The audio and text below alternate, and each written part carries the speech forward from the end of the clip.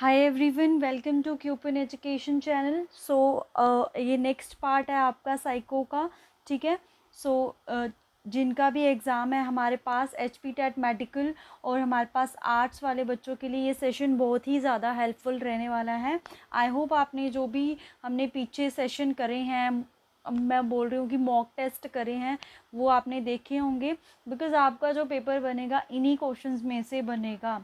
अगर आप मेरी बात मानोगे तो आप लगा के चलो, जो भी हमने सेशन करे हैं 20 to 25 क्वेश्चन आपको यहीं से देखने को मिलेंगे। These are a very very important session for you, है ना। साइकोलॉजी के पॉइंट ऑफ व्यू से बहुत इंपॉर्टेंट है।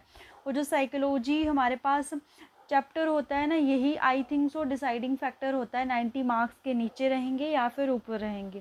बिकॉज अगर आपको इस सब्जेक्ट के ऊपर जो अपनी पकड़ है वो काफ़ी अच्छी है तो आपको साइको को साथ में रखना चाहिए। क्योंकि जीके जो है, जीके अपने आप में काफ़ी वास्ट, जो एक तरह से हम बोल सकते हैं सिलेबस होता है उसका, तो उसको कवर अप कर पाना इज़ नॉट पॉसिबल। ठीक है। कई बार ऐसा होता है जो हम अच्छे से करके गए होते हैं उसमें से क्वेश्चंस नहीं आते हैं, तो जीके वाला जो सेक्शन है वो हमारा ख़राब हो जाता है। सो बेटर है साइको को पढ़ो। साइको में बहुत कम टॉपिक्स हैं और बहुत ही रिपीटिव क्वेश्चन आते हैं, बार बार वही रिपीट क्वेश्चन होते हैं आपके पास। ठीक है। तो ट्राई करो जितना हो सकता है उतने क्वेश्चन सॉल्व करो। ठीक है। बाकी अगर आपको वीडियो अच्छी लगती है तो प्लीज़ शेयर करें, चैनल को सब्सक्राइब करें और वीडियो को लाइक करें। ठीक है। स्टार्ट करते हैं अभी हम। First question is which of the following is the most strong medium of a group project activity. निम्न में से कौन सा समूह परियोजना का एक सशक्त माध्यम है। ठीक है। मतलब इसमें से कौन सा जो ग्रुप जो हम मतलब प्रोजेक्ट करवाते हैं उससे क्या होता है बच्चों में। Remove the tension arising due to daily study, no. Promote the feeling of unity in diversity, अनेकता में एकता की भावना का प्रचार प्रसार करने के लिए।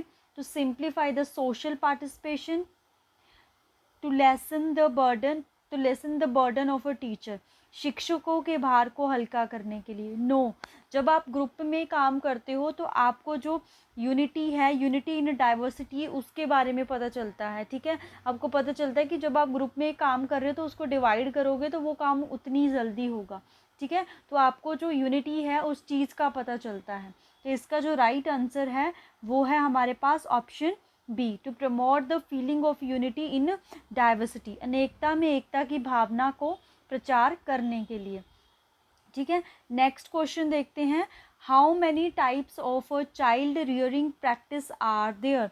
पालन शैली कितने प्रकार की होती है हमारे पास। ठीक है। तो पालन शैली के ऊपर क्वेश्चन आया है, तो जो पालन शैली है वो 4 टाइप्स की होती है। ठीक है। कितने टाइप्स की होती है? 4 टाइप की, जो कि है आपके पास परमिसिव, ठीक है, परमिसिव, ऑथोरेटिव, ऑथोरेटिव, नेग्लेक्टफुल,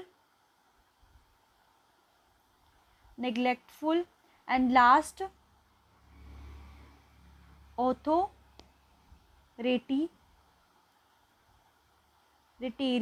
ऑथोरिटेरियन। ठीक है। तो these are the 4 child rearing practice are there. देखो यहाँ पे क्वेश्चन क्या आया हुआ है, यहाँ पे क्वेश्चन आया हो कि कितने टाइप्स की रियरिंग हो सकती है। तो क्वेश्चन ऐसे आ सकता है कि परमिसिव, जो ये परमिसिव है, आर अ टाइप ऑफ। तो परमिसिव किसका टाइप है? चाइल्ड रियरिंग प्रैक्टिस का। कोई टेस्ट डाल देंगे वो, तो आपको ऑप्शंस में दे देंगे वो। ठीक है। तो पालन शैली 4 प्रकार की होती है, परमिसिव, ऑथोरेटिव, नेग्लेक्टिव एंड, और हमारे पास क्या है, ऑथोरिटेरियन। ठीक है। नेक्स्ट क्वेश्चन देखते हैं। A child is born with a system to learn a language.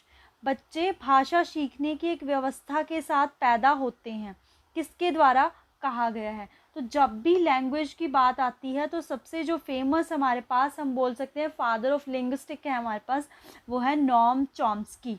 ठीक है। तो वो है नॉम चॉम्स्की। जब भी लैंग्वेज का क्वेश्चन आए, कोई अगर हमारे पास डेफिनेशन आए, तो ट्राई करो, अगर ऑप्शंस में नॉम चॉम्स्की है तो 95% यही होता है कि उसका जो राइट आंसर है वो नॉम चॉम्स्की ही होगा।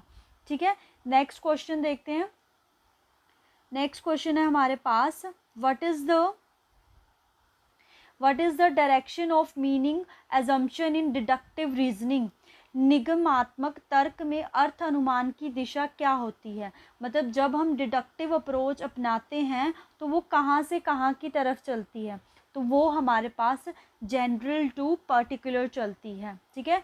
जनरल टू पर्टिकुलर या जनरल टू स्पेसिफिक होता है, ठीक है। जनरल होता है, फिर उसके बाद स्पेसिफिक होता है हमारे पास, ठीक है। डिडक्टिव अप्रोच में क्या होता है कि पहले हम एग्जाम्पल देते हैं, फिर उसको कंक्लूड करके उसकी डेफिनेशन देते हैं। इंडक्टिव इसका उल्टा है, स्पेसिफिक टू जनरल चलते हैं, मतलब पहले हम डेफिनेशन देंगे देन उसके बाद एग्जाम्पल देते हैं, ठीक है। नेक्स्ट क्वेश्चन देखते हैं। In which stage the development of a morality regarding adopting the social norm, traditions and values can be seen in a child? किस अवस्था में बालक को समाज के बनाए नियमों, परंपराओं एवं मूल्यों को ग्रहण करने संबंधी नैतिकता का विकास होते हुए देखा जा सकता है, ठीक है। तो अगर ये लेवल दिए गए हैं तो आपको सबसे पहले पता होना चाहिए pre conventional, conventional, post conventional, ये किसके लेवल है। मोरल डेवलपमेंट थ्योरी जो कि किसने दी है, कोलबर्ग ने, उसके लेवल है ये, ठीक है। सबसे पहले प्री कन्वेंशनल लेवल आता है, ठीक है, जो किसके ऊपर काम करता है, पनिशमेंट और रिवॉर्ड के ऊपर, ठीक है। उसके बाद कन्वेंशनल लेवल आता है, तो कन्वेंशनल लेवल में क्या होता है कि बच्चा जो अपनी व्यक्तिगत नॉर्म है, हम बोल सकते हैं कि जो पर्सनल व्यक्तिगत जो मूल्य हैं उनके ऊपर काम करता है कन्वेंशनल लेवल में। पोस्ट कन्वेंशनल लेवल में वो क्या करता है, उत्तर पारंपरिक स्तर में वो जो सोशल नॉर्म है, ट्रेडिशन है और वैल्यूज़ है वो बच्चे में देखी जाती है, तो ठीक है। तो इसका जो राइट आंसर है वो है हमारे पास ऑप्शन सी, ठीक है। नेक्स्ट क्वेश्चन देखते हैं। According to the classification of a personality of a Jung, under which category do the person having lonely, timid, idealistic and self centered nature, एकांत प्रिय, संकोची, आदर्शवादी तथा आत्मगत दृष्टिकोण वाले व्यक्ति जंग के अनुसार किए गए व्यक्तित्व के वर्गीकरण में किस वर्ग में आते हैं, ठीक है। तो जंग ने पर्सनैलिटी, व्यक्तित्व के ऊपर जो क्लासिफिकेशन दी थी, तो वो पर्सन जो अपने आप में खोए रहते हैं, मतलब लोनली है वो टिमिड हो जाते हैं, आइडलिस्टिक होते हैं, सेल्फ सेंटर्ड है, सेल्फ सेंटर मतलब अपने आप में खोए रहते हैं, तो वो जो हमारे पास पर्सन्स होते हैं वो होते हैं इंट्रोवर्ट, ठीक है। क्या होते हैं वो, इंट्रोवर्ट, जिनको हम बोलते हैं अंतर्मुखी। एक्सट्रोवर्ट क्या होते हैं कि जिनको बाहरी दुनिया से लगाव होता है, ठीक है, सोसाइटी में क्या चल रहा है, कैसा कल्चर है, कल्चरल वैल्यूज़ का पता होता है, सोशल वैल्यूज़ का पता होता है, ठीक है, तो वो हमारे एक्सट्रोवर्ट होते हैं। उसके बाद एम्बीवर्ट, एमपी जो है, एमबी मतलब वो पर्सन है जो इंट्रोवर्ट भी है और एक्सट्रोवर्ट भी, अकॉर्डिंग टू द सिचुएशंस वो देखते हैं, तो जो दोनों तरह बिहेव करते हैं वो हमारे पास एम्बीवर्ट होते हैं। तो इसका जो राइट आंसर है वो है हमारे पास इंट्रोवर्ट। नेक्स्ट क्वेश्चन देखते हैं। नेक्स्ट क्वेश्चन है हमारे पास, ग्रोथ एंड डेवलपमेंट आर, वृद्धि और विकास एक दूसरे के विरोधी है, no, equal to each other, ऐसा भी नहीं है, बिकॉज जो ग्रोथ है वो एक मैचुरेशन पीरियड तक रहती है हमारे पास, जो डेवलपमेंट है वो लाइफ लॉन्ग चलती है, तो इक्वल तो नहीं हो सकते हैं। फिल्टर टू ईच अदर, एक दूसरे के पूरक हैं, वो क्या है, एक दूसरे के पूरक। Development and growth are a very very important chapter, ठीक है, बहुत ही इंपॉर्टेंट चैप्टर है, यहाँ से क्वेश्चन बनेगा ही बनेगा। तो इसके ऊपर मैंने थ्योरी लेक्चर दिया है, तो उसको आप देख सकते हो कैसे कैसे क्वेश्चन इसमें से बन सकते हैं, वहाँ पे मैंने हर एक क्वेश्चन को डिटेल में बताया हुआ है, तो आप देख सकते हो, ठीक है। नेक्स्ट क्वेश्चन देखते हैं। The process by which the wanted response in a man is encouraged on the basis of a reinforcement is known as, ऐसी प्रक्रिया जिसके द्वारा प्राणी में वांछित अनुक्रिया को पुनर्बलन के आधार पर प्रोत्साहित किया जाता है, उसे क्या कहते हैं, उसे हम रीइंफोर्समेंट ही कहते हैं। देखो ये जो क्वेश्चन है इसका आंसर मेरे को रीइंफोर्समेंट मिल रहा है, ठीक है, but I am not sure कि इसका आंसर जो है वो रीइंफोर्समेंट ही होगा, बट जो उसने डेफिनेशन दे रखी है उसके अकॉर्डिंग जो सबसे अप्रोप्रिएट आंसर है वो इसका रीइंफोर्समेंट ही है, but I am not 100% sure कि इसका आंसर रीइंफोर्समेंट होगा। काफ़ी ट्राई करा मैंने, इसका मेरे को आंसर नहीं मिला इस क्वेश्चन का, बट फिर भी आई थिंक सो इसका आंसर रीइंफोर्समेंट ही होगा, ठीक है। अगर ये क्वेश्चन आता है तो आंसर की में हम देखेंगे कि इसका आंसर क्या होगा। नेक्स्ट क्वेश्चन देखते हैं। How many variables are there in psychological experiment, कि जो साइकोलॉजिकल एक्सपेरिमेंट होते हैं, मनोवैज्ञानिक प्रकार होते हैं, उसमें कितने प्रकार के चर होते हैं। तो उसमें हमारे पास 3 प्रकार के चर होते हैं। कौन कौन से? डिपेंडेंट, ठीक है, कौन कौन से? डिपेंडेंट, इंडिपेंडेंट, और एक होता है हमारे पास एक्स्ट्रानियस वेरिएबल। अगर हिंदी में बात करें तो डिपेंडेंट है तो वो क्या हो जाएगा हमारे पास? आश्रित, मतलब किसी पे डिपेंड है तो आश्रित। इंडिपेंडेंट स्वतंत्र, और एक्स्ट्रानियस वेरिएबल मतलब कि बाह्य चर। ठीक है, तो ये 3 तरह के वेरिएबल हमारे पास जो हमारे साइकोलॉजिकल एक्सपेरिमेंट है उनमें पाए जाते हैं हमारे पास। ठीक है, तो ये टाइप्स के ऊपर भी क्वेश्चन आ सकता है आपका। नेक्स्ट क्वेश्चन देखते हैं, which gland is known as a master gland. ठीक है, किस ग्रंथि को मास्टर ग्रंथि कहते हैं? बहुत ही बार ये क्वेश्चन रिपीट हुआ है। तो पिट्यूटरी ग्लैंड यानी कि पीयूष ग्रंथि इसको हिंदी में बोलते हैं, उसको हम मास्टर ग्रंथि कहते हैं। ठीक है, नेक्स्ट क्वेश्चन देखते हैं।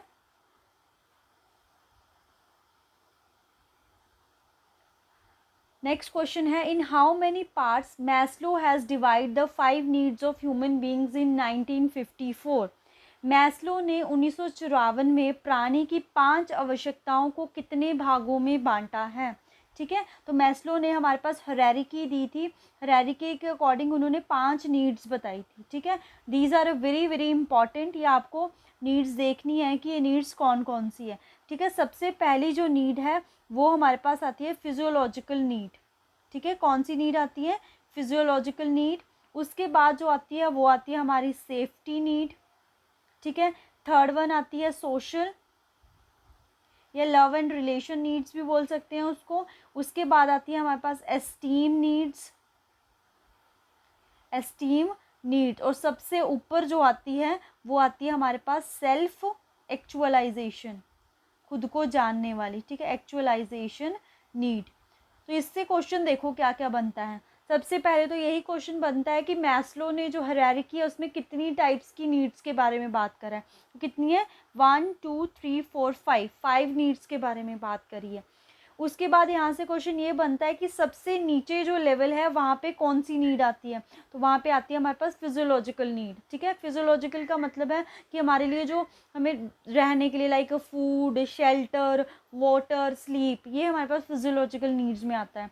उसके बाद सेकंड जो है हमारे पास सेफ्टी नीड, सुरक्षा। इसमें क्या है हमारे पास?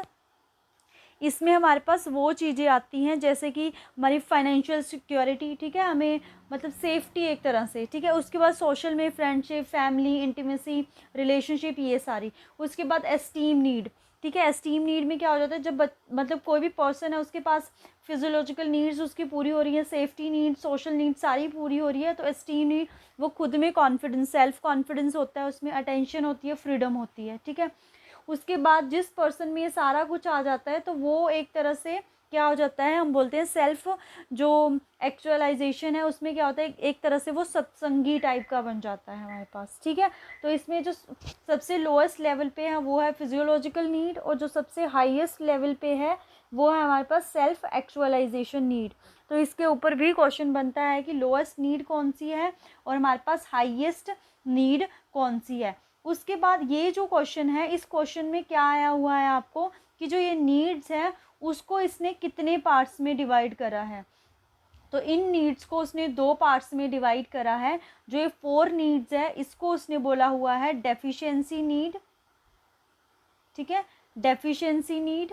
और जो ऊपर वाली है उसको बोला है उसने सबसे ऊपर जो है ग्रोथ, या फिर हम बोल सकते हैं बीइंग नीड्स। तो 2 पार्ट्स में डिवाइड करा हुआ है। ये बहुत ही न्यू क्वेश्चन है, ऐसा क्वेश्चन देखने को नहीं मिला है अब तक।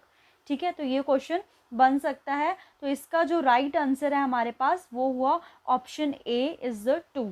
ठीक है, नेक्स्ट क्वेश्चन आता है हमारे पास, name the process by which the present experience of the world is known. जिस प्रक्रिया द्वारा संसार के तत्कालिक अनुभवों का ज्ञान होता है उसे किस नाम से जाना जाता है? तो उसे हम परसेप्शन के नाम से, दैट इज प्रत्यक्षीकरण के नाम से जानते हैं। नेक्स्ट क्वेश्चन देखते हैं, When a person making efforts to achieve his goal but his primary traits fail in achieving his goal, then it produce. जब प्राणी लक्ष्य प्राप्त करने के लिए प्रयासशील होता है, हार्डवर्क कर रहा है वो, परंतु उसके प्राथमिक प्रयत्न जो है वो लक्ष्य प्राप्ति में असफल हो जाते हैं, तो उसे डैश उत्पत्ति होती है। मतलब क्या उसमें उसको किस चीज़ की नीड होती है, अगर हम बोलें उसको मोटिवेशन की, प्रेरणा की जो है, उसमें प्रेरणा जो प्रोड्यूस होती है, मोटिवेशन। ठीक है, सो नेक्स्ट देखते हैं अभी हम। तो नेक्स्ट है हमारे पास, तो costume, clothing, lifestyle, food, religion, language and custom etcetera are which type of a determinants of personality. वेशभूषा, रहन सहन, आहार, धर्म, भाषा, रीति रिवाज इत्यादि व्यक्तित्व के कैसे निर्धारक है। ठीक है, तो ये सारी चीज़ें किस चीज़ में आती है, तो ये हमारे पास सोशल में, हम बोल सकते हैं सामाजिक जो व्यक्तित्व है उसके अंदर उसके निर्धारक है ये। बिकॉज जब आप सोसाइटी में जाओगे तो वहाँ का क्या रिलीजन है, क्या कस्टम है, क्या लैंग्वेज है, उसके बारे में पता चलता है। लाइफस्टाइल कैसा है, वहाँ का फूड कैसा है, कॉस्ट्यूम मतलब हमारे पास ड्रेसिंग सेंस कैसी है, तो ये सारी चीज़ें किस में आ रही है हमारे पास, सोशल में। ठीक है, सोशल एक तरह से हम बोल सकते हैं सोशलाइजेशन प्रोसेस के अंडर। बाकी सोशलाइजेशन प्रोसेस के ऊपर भी मैंने थ्योरी वीडियो बनाई हुई है, तो आप देख सकते हो, हिंदी इंग्लिश दोनों में मिक्सअप बनाई है। मतलब मेरी वीडियोस ज़्यादातर इंग्लिश में होती है, बट मैं ट्राई करती हूँ कि थोड़ा बहुत जो भी हिंदी मीडियम वाले बच्चे हैं वो भी समझ पाएँ इन चीज़ों को। ठीक है, नेक्स्ट क्वेश्चन है हमारे पास, who gave the concept of intelligence quotient IQ for the first time in 1912। 1912 में सर्वप्रथम बुद्धि लब्धि का सम प्रत्यय किसने दिया था, तो ये है हमारे पास स्टर्न ने। ठीक है, किसने दिया था, स्टर्न ने। ठीक है, तो IQ को फर्स्ट टाइम जो है वो किसने मतलब कॉन्सेप्ट दिया था, विलियम स्टर्न ने। ठीक है, बाकी अगर हम बात करें जो फर्स्ट IQ टेस्ट है हमारे पास, बुद्धि लब्धि परीक्षण है सबसे पहला, तो वो दिया था बाइनेट ने, अल्फ्रेड बाइनेट ने। और अल्फ्रेड बाइनेट ही है हमारे जिसने सबसे पहले हमारे पास मेंटल एज की बात करी थी। ठीक है, तो जो अल्फ्रेड बाइनेट है उन्होंने इंटेलिजेंस टेस्ट दिए थे, फर्स्ट इंटेलिजेंस टेस्ट उन्होंने दिया था, और मेंटल एज की बात भी उन्होंने करी थी। तो ये चीज़ें इनसे रिलेटेड इम्पॉर्टेंट है। नेक्स्ट क्वेश्चन है, why the socialization of boys and girls are different. बालक एवं बालिकाओं का समाजीकरण अलग अलग क्यों होता है, because different in physique, no. Because of creation of God, बिल्कुल भी नहीं। नेक्स्ट है, because of different expectations of a role in the society, this is the right answer. समाज में दोनों से अलग अलग भूमिका प्रत्याशा के कारण, बिकॉज जो गर्ल्स और बॉयज़ है उनकी जो एक्सपेक्टेशंस है या हम रोल बोल सकते हैं वो अलग अलग है, दैट्स वाई जो सोशलाइजेशन है उनकी डिफरेंट है।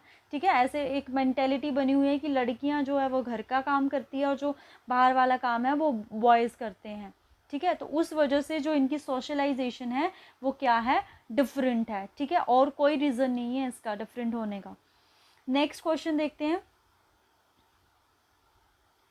नेक्स्ट क्वेश्चन है हमारे पास, the development of a language is the result या outcome of a social interaction of a human being, who gave this statement.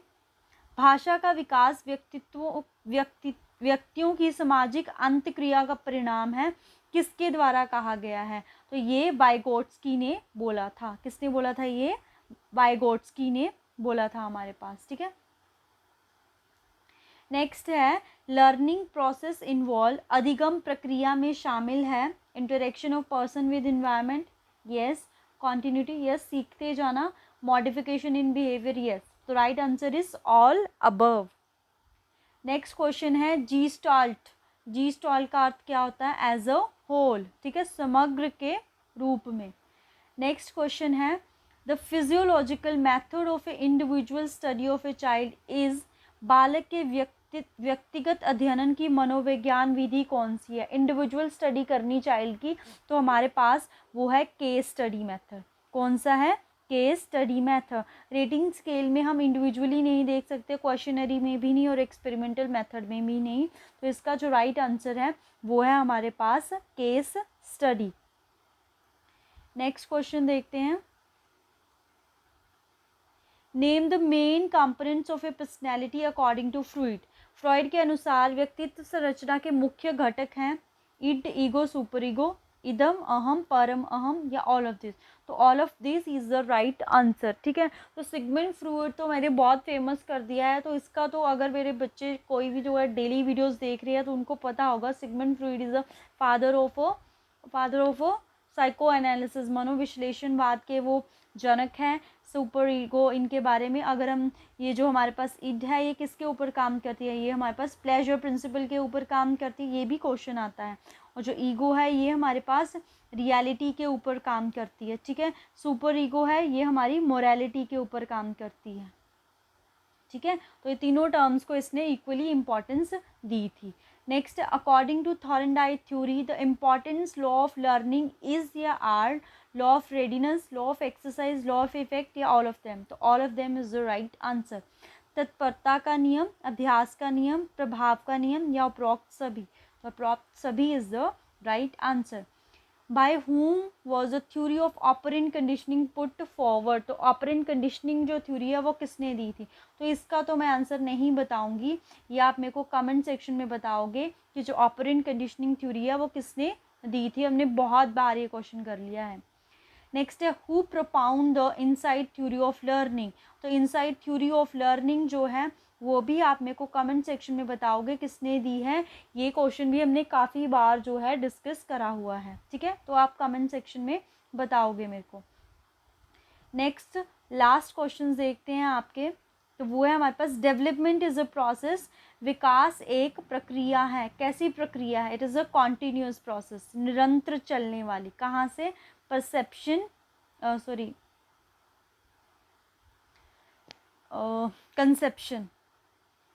Conception to death,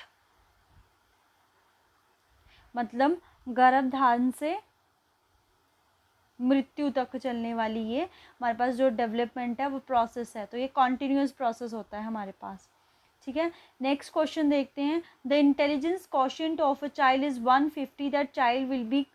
एक बालक की IQ 150 है, वो बालक क्या कहलाएगा? तो दीज आर द जीनियस, प्रतिभाशाली। ठीक है, बालक कहलाएगा वो या student. The child learns to have control over his her emotion through the games. Out of the following developments, which one is the most appropriate? खेल के माध्यम से बालक अपने संवेगों पर नियंत्रण करना सीख जाता है। तो विकास निम्न में से कौन सा है? मतलब वो अपने इमोशंस को कंट्रोल कर रहा है, तो वो कैसा विकास हुआ उसका? इमोशनल डेवलपमेंट, जो कि है संवेगात्मक विकास। ठीक है, तो ये आपके आज के लिए वीडियो में क्वेश्चन से आई होप आपके लिए हेल्पफुल रहेंगे।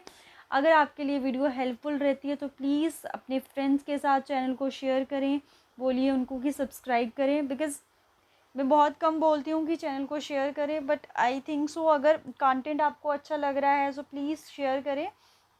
ठीक है, तो बाकी हम नेक्स्ट वीडियो में मिलते हैं। Thank you.